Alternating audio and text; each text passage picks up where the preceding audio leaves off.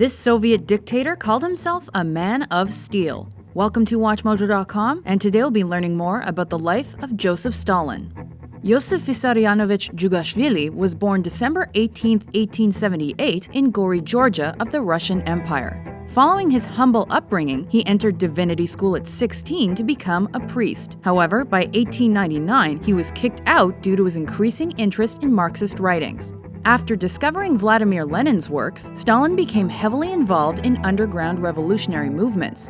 By 1903, he joined Lenin's Bolsheviks, which later became the Communist Party of the Soviet Union. Stalin risked incarceration daily to propagandize and organize action, and his record got him exiled to Siberia several times. Around this point, he adopted the name Stalin, which in Russian meant steel.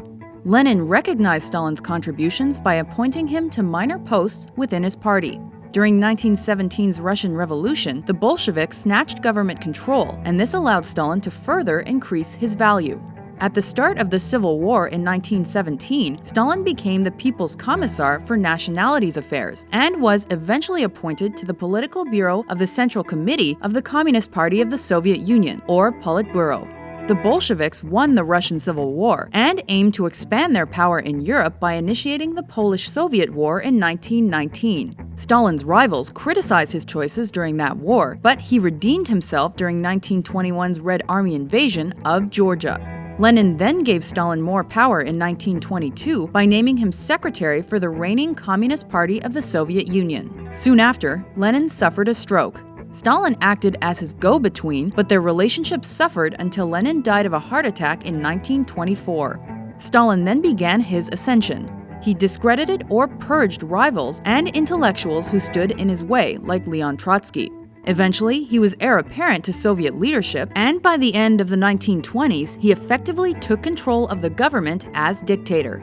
In 1928, he began releasing a series of 5-year plans for the national economy of the Soviet Union, which quickly increased industrialization and impelled communal farming.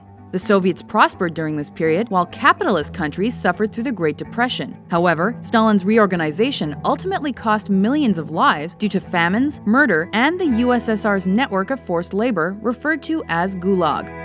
The late 1930s was characterized by the Great Purge. This terrifying period saw the population subjected to such indignities as police scrutiny, deportation, incarceration, and random murders. In 1939, at the outset of World War II, Stalin and Hitler signed a non-aggression pact. Within 2 years, it became evident to everyone but the Soviet dictator that Hitler was readying to renege on that promise. Stalin and the Soviet Union were then shocked by the eventual attack. Soviet forces suffered tremendous casualties until the end of 1941. This, in addition to the purges he carried out during the 1930s, meant the Red Army was lacking power and great minds. However, Stalin finally assembled a defense. In 1943, the Red Army turned the tide against Nazi Germany and began freeing Eastern European countries. While this victory did result in massive Soviet casualties, Stalin remained steadfast. Towards the war's end, Stalin joined his other Big Three counterparts, Winston Churchill and Franklin Delano Roosevelt, and showcased his impressive negotiating skills. He successfully argued to keep countries his Red Army had liberated within Soviet power and secured 3 United Nations seats for his state. By this point, the USSR was a respected world power. Stalin led into the nuclear age and became increasingly mistrustful.